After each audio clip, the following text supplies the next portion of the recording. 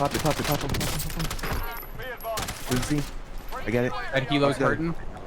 I was calling in an airstrike, sorry. Second story window, Nice, bro. Lazy.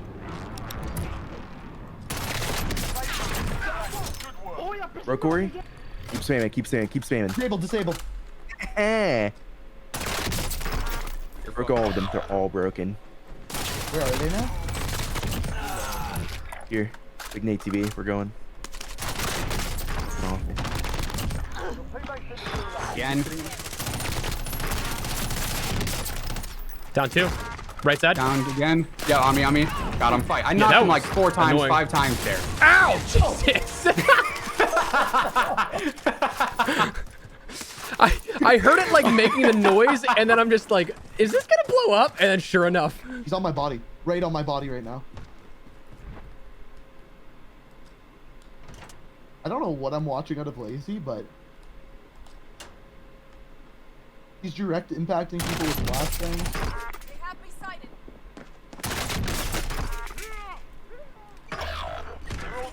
Again, Lazy, look like your bullet should have registered. Be advised, UAV is bingo fuel. RTB for resupply. Lazy, you're You muted. dumb idiot. I'll go back. They're hella focused on me. Where did you get shot from? Oh, He was on the hay bale. I broke his armor. Clustered me. Hey, Maybe we get lucky, Corey. Maybe we get lucky. man.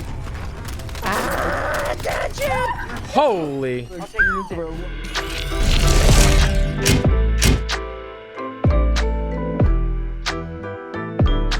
Last week we talked about some of the best weapons within Warzone, and when it comes to what you have on offer in Season 2, I think there's a good amount of variance here with this. I mean, you're always going to have your meta weapons, you're always going to have those things that dominate, but when it comes to a healthy number of competitive weapons, I think that Season 2 actually has a decent bit of them. I mean, you have your things like your AMAX, your MAC-10, your FFAR, your AUG, your LC-10. You even have things like the Stoner, which is a ground loot weapon. So you absolutely have a decent number of weapons that you can fry with, you can do well with. Today I want to go a step further and talk about the best overall class builds, things you should be pairing together to absolutely shred within Warzone. We're talking the whole deal. So today we're going to be talking about the top 5 overpowered loadouts and overall class builds for Warzone. If you want to fry, this is absolutely where you want to look. That said, as we go along, let me know your thoughts down below. What's your favorite build and loadout so far within Warzone Season 2? If you like any of these, make sure you give them a try and let me know how you do with them. And also, if you enjoyed the video, make sure you drop a like down below. If you are new to the channel, make sure you guys subscribe. We're on that road to 400,000 subscribers, and we'll keep the day with all things Warzone, Cold War, and anything COD related. So if you're interested in joining the community, I'd love to have you.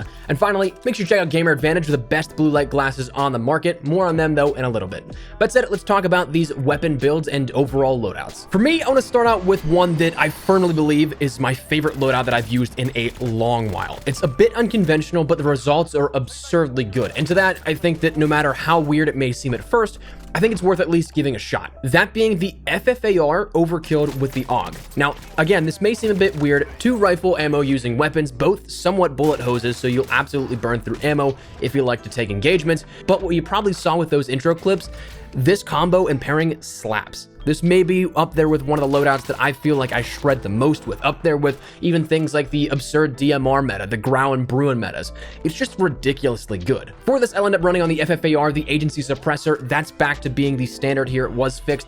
It is better and absolutely is something you need to run on every weapon. The Ranger barrel, this one's kind of preference-based. Your main go-tos are your Ranger, Reinforced Heavy, and the Takedown. The Ranger, though, has the best bullet velocity out of all of those, which is why I use it, followed up by that Reinforced Heavy, and then the Takedown adds some strafe speed, so it really is up to all what you prefer. I just like that bullet velocity and the maximum available with that. Then I end up using the Raider stock, the SFOD speed grip, again, preference based. I enjoy that little bit better sprinting move speed. The Field Agent is a very close second though for me, so those are interchangeable for you. And the 50 round fast mag. The AUG though, I end up running the agency silencer, the 18.2 inch strike team barrel, the Field Agent foregrip, the 45 round mag, and the axial arms 3x optic. Though apparently apparently the SUSAT multi-zoom optic is something that seems to give you 0 recoil, so you might want to consider that as well. But finishing out this build, EOD, Overkill, and Amped, as well as Semtex and Stuns. EOD, you'll be able to get up in that action there and not die to one explosive. Overkill, of course, letting you have the 2 weapons. Amped, letting you switch between those weapons faster, which is absolutely crucial. And then Semtex, of course, being just something you can chuck at enemies, get those explosives. And Stuns allowing you to basically freeze your enemy in place. It comes in handy quite a bit, so absolutely run that. But this truly, I think, is probably one of my favorite loadouts that I've run in a long while. And if you play aggressive, you're absolutely going to find success with this loadout in this build.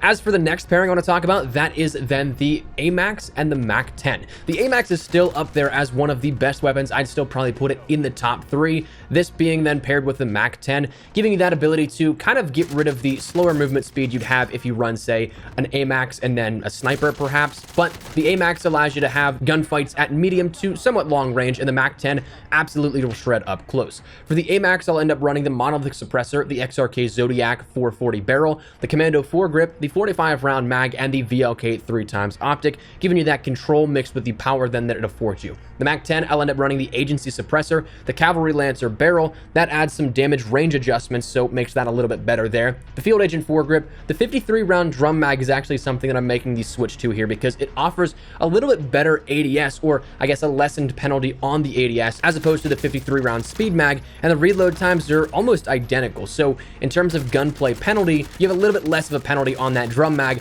as opposed to the speed mag. And then finally, I'd run the combat stock for a little bit more of that movement ability that it offers. Again, EOD, Overkill, Amped, Semtex, and Stuns, those are absolutely what you want to round out here with this to complete that build. Next pairing I'd recommend is that of the AUG and the LC-10. If you come back to the absolute sheer damage output and the melt machine that the AUG can be, but you want something with a little bit better mobility as opposed to the FFAR, and that first pairing we talked about, I'd end up doing that with the LC-10. For the AUG, I'd end up again running the agency silencer, 18.2 inch strike team barrel, the field agent foregrip, the 45 round mag, and the axial arms 3x. But if I really want to start zooming and slide canceling, I'll end up running around with the LC-10 out, to which that build ends up having the agency suppressor, the ranger barrel, the raider stock, the field agent foregrip, and the 55 round stick mag to go along with that. Now again, you cap that out with EOD, Overkill, Amped, Semtex, and Stuns, and you're absolutely golden. If you really want to, when you think about things that the Semtex may not be your jam, you can end up using something like the thermite. You can throw that quite a bit. Plus also, if you stick somebody with it, you're going to burn them, down them, and finish them. So it's not like a Semtex where you could, in theory, stick somebody with it and you'll only break their armor and take their health down a little bit. This will absolutely finish the job off if you end up running thermites. Now, before we jump over to the next weapon pairing and build, I want to talk a little bit about my friends over at Gamer Advantage. We've talked about them before on the channel, yes, but seriously, they're one of the partners I think that I've benefited the most from with their product. I'm on my phone and at my desk working on content and looking at a monitor or my phone screen for 6 to 8 hours a day at minimum, and that takes a toll on your eyes with excessive amounts of blue light. With their clinically proven lenses, True Color Tech, which reduces the yellow hue that you'd normally have on blue light glasses down to an absolute 0, durable lenses, and comfortable frames, I've been using their glasses for about 3 to 4 months now, and I gotta say, man, they've helped me out tremendously. If you're interested in learning more or picking up a pair for yourself, click the link in the top of the description below and consider using code ESPRESSO to save yourself 10% off your order. That said, as for the next pairing build, if I'm feeling like I love the shot, if I'm feeling accurate as all ever, I'll end up running the FFAR and the car. This ends up giving me that close to medium range with the FFAR where I can shred enemies in those engagements, but if somebody wants to challenge my squad, I can absolutely take them out at a distance too. If they want to try and get funny with it, I'll let them know, not today, this is my lobby. For that, the FFAR again comes back into play here with us with the agency suppressor, the ranger barrel, the raider stock, the SFOD speed grip, and the salvo 50 round fast mag. But the Car 98K build is that of the monolithic suppressor, the SynGuard custom 27.6 inch barrel, the tac laser, the sniper scope, and either sleight of hand or that of the FTAC Sport stock to try and max out that ADS time. You're going for some quick snaps here with that, but realistically with the tac laser as well as the stock, you'd be maxing out that ADS. So if you want to throw on sleight of hand, take that slight dip in the ADS speed, or even sacrifice it out for then another attachment like the stippled grip tape to increase it elsewhere, you'll still hit that ADS ceiling. So absolutely something you can play around with and absolutely shred players up close or at a distance with. And finally, the last pairing that I've really been having a good time with here is, again, similar to that AUG MAC-10 sort of build that we've talked about in the past, but this time being the M16 MAC-10. The M16 is a slightly weaker version of the AUG, so it's something that if you kind of want to play off meta a little bit, then the M16 is absolutely a choice here for you. But for that pairing, I'd end up running focusing on the M16, the agency silencer, the strike team barrel, the axial arms 3x optic, the field agent foregrip, and then the 45 round speed mag.